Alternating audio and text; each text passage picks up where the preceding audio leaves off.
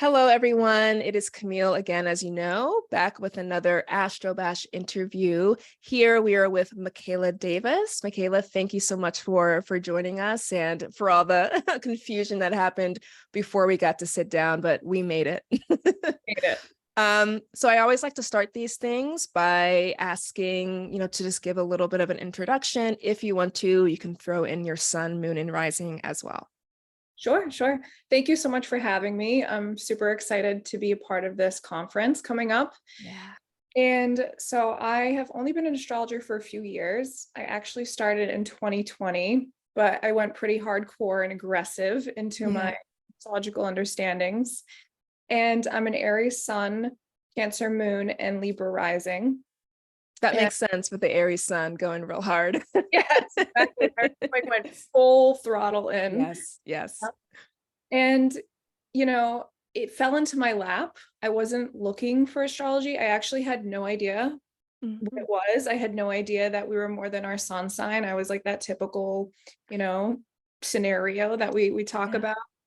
And I found Astrology University and I attended the first full year. And this is like around my Saturn return. Mhm. And then I had, some catastrophic events that happened that come with Saturn returns. Yeah. And that's really where I fell into evolutionary astrology. And I was a part of a Patreon group that meted monthly.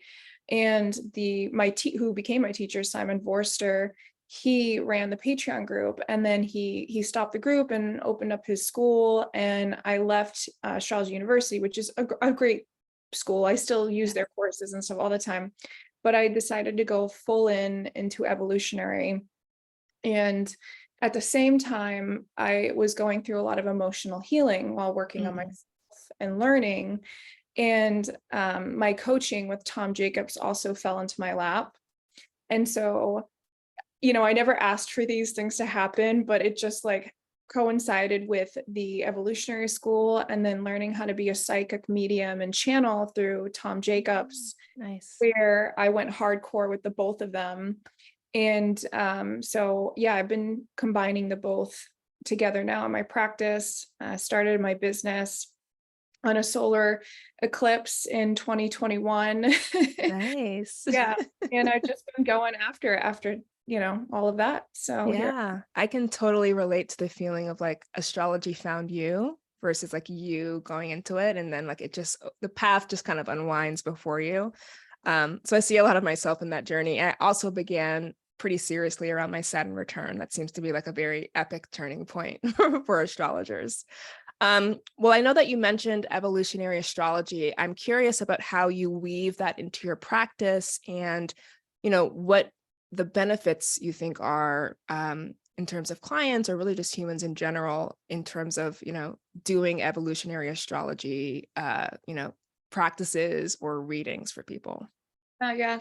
So I found that it is truly and deeply empowering for people to discover the complex layers within themselves. And the way that I've learned to practice and what it has done for me as a living example has really given me this freedom to be unapologetically me and who I am and step into my own authentic creative self expressions. Yeah. And it's been able to strip away all of this conditioning that happens when we're growing up and societal, beliefs and structures as well. And I believe it just gives people ultimate freedom over their ability to just be who you are. Yeah. I just think that that's so beautiful when somebody can feel validated in my space or have like a major breakthrough, and Mhm. something that they felt like was wrong with them is actually a part of their cosmic makeup. Yes. And it would help them when they learn how to tap in and tune into those special gifts instead of trying to buck the current and fight the current all the time. Mhm. And so I've found it like evolutionary astrology different because it's so soul liberating, and it creates such a deeper intimacy within life in Yeah. general. And it's intimacy not in like this sexual lustful nature, but it's really about connection Yeah. to who you are, and then that also strengthens your ability to connect to other human people. And just co-create with life around you. Yes. Yes. And it Yeah. becomes such like a weight lifted, I feel, off your shoulders at that point. Like, of course, EA can get very heavy at times because you're just stripping down deep layers of your soul and getting to the nitty gritty, which I Yeah. loved for those spaces. But once you're like in there and you see and you shine a light, or you're doing the hero's journey when you got your Hercules torch, like in the Yeah. cave, like you're a strong person after the going through this, and you can come out even more empowered, and self-aware of who you are and why you're here in this lifetime. Mhm. Mhm. Yeah, I really like that. I like the perspective of people coming into a reading thinking something is wrong or bad. And then I think EA gives practitioners like you like a language to say there's nothing actually wrong here. You're right in all the ways, but just kind of approaching right your nature a little bit differently or understanding why it exists in the first place, which is such a helpful answer in a world that wants like quick healing or like, what should I do to not experience this? And instead just takes you deeper. And then from that knowledge, you can really create a lot of magic. Yeah. Connection is very important. And speaking of connection, I am curious about any kind of conference experiences you've had in the Zoom world of COVID. We've been having a lot of online interactions. I'm curious about what you think the difference is between online learning, online connection, and actually being with folks in real life, as you will be in Astro-Bash. That's an amazing question, because it is, to me, it's very significantly different. Yeah. From my energy work, my psychic background, I can do channeling with somebody on Zoom and I know how to tap in through that frequency, but it's quite different when you're sitting next to somebody and you're actually sitting in their energy sphere. Yeah. And I feel like when you're in a lecture or you're having a conversation with somebody face to face, you're getting different types of energetic feelings coming in that's also feeding you information, whether Yeah. people are aware of it or not, and you'll be able to absorb it much differently, because the distractions of other things or the ethers coming in like can't get in the way. Hmm. And so being in person is a part of actually living in this 3D reality, which, we talk about wanting to get into the other dimensions and 5D and all of that as well, but we're still humans in our Yeah. physical primal bodies. So we also have to remember that we, especially with Pluto moving into Aquarius, that we can't lose that human connection. And, a part of, I think, being a primal instinctual human is that need for touch, connection, a high five, a hug, Yeah. and just like kind of feeling into the same energetic sphere. So Yes. Yes. Yes. I think Yes. it would be more nourishing to attend a retreat in person. Yeah, yeah, I love that. And what you said, where yes, you can get information with like lectures or like a webinar, but there's something about being in the room, being in the space, and information is just being transmitted by the energy. And that's why I'm so excited to go to Astro Bash, because it's like connection focused. Yes, we'll learn things. Yes, we're going to look at the sky, but really it's a conference that is focusing like human connection, which I think is just very lovely. And as you said, you can get so much from that you wouldn't be able to get from, Zoom interactions. Um, I've been asking astrologers here, in light of the recent astrological boom, with astrology being everywhere on the internet, is there an astrological misconception that haunts you the most that you want to talk about or that you want to like go on record to correct or address?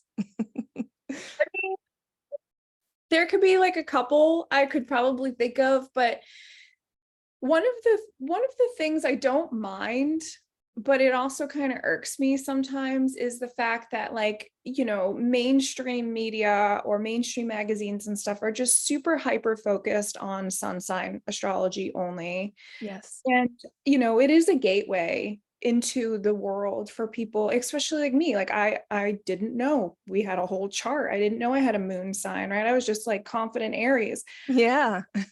And I like learned about my moon and I'm like, oh yeah, that's way more accurate.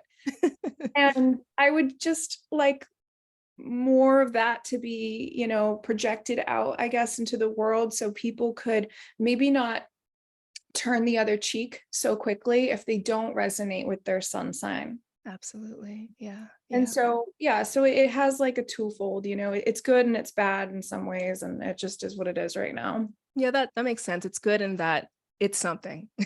Like it can enlighten people to the power or the information behind astrology.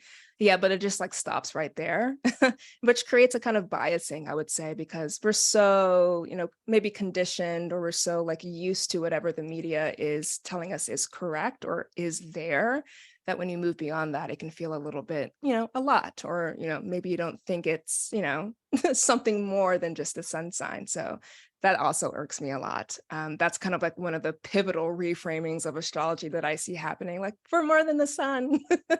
Yeah. Well, let people know where they can find you, where they can follow you, anything that you have going on. Oh, and what you will be talking about at Astro-Bash. Sure, sure. So I'm doing a lecture on the moon through the 12 archetypes, but I encourage people to know that it's going to be like a different approach and a lot deeper, because I want to bring a very somatic feel into what the moon is in Mhm. type. And I see this as a huge piece of information that we can use as we move into Pluto and Aquarius, because the furthest from Aquarius will be Leo from that Pluto. And so it's important that we're connecting to our heart center. But in order to do that, it's important to feel safe and secure within your moon Mhm. sign and no Mhm. need for emotional connection. Yeah. And so I really want to bring that to the forefront, because that will be the in conjunction to that Pluto and Aquarius whole transit that we're going to have. And Yes. Yeah. the moon, it interplays with everything within astrology, the phases, the progressions. Like, you're going to experience your progressed moon and all of the 12 signs throughout the course of your life, a couple of times. So, that's important for me to bring into a new perspective, but still with the same EA foundation. Yeah. That's Yeah. That sounds very exciting. thank you. A lot of Aquarius, my fourth house. Oh, really? Nice. um, And so I have a couple of things going on. So Tom Jacobs, one of my teachers, he is doing the Higher Self Protocol workshop that I'm co-teaching with him in Mm. October. And so if people are looking to connect to their psychic abilities and intuition, and learn how to channel for other people if they wish, or become a medium, that's going to be happening. And I have Nice. a website, scenicrouteastrology.com. So I offer readings, I offer tarot, just regular spiritual coaching. And I have a tarot deck that I published last year, and I'm working Wow. on a second one this year. So that's all can be found on my website. And, I'm on all the social media like TikTok, Instagram, and so forth. Yeah, you're such an enterprising Aries. You're doing so much. I'm very excited to hear you speak. I'm very excited that Astro-Bash sees the value of bringing new voices into the conference space, which is so, so, so needed. And I'm very much looking forward to your talk about the moon. I love the moon. I feel very lunar myself. So that all sounds really, really exciting. Well, thank you so much, Makayla, for joining us. Can't wait to see you IRL in Borrego Springs under the stars.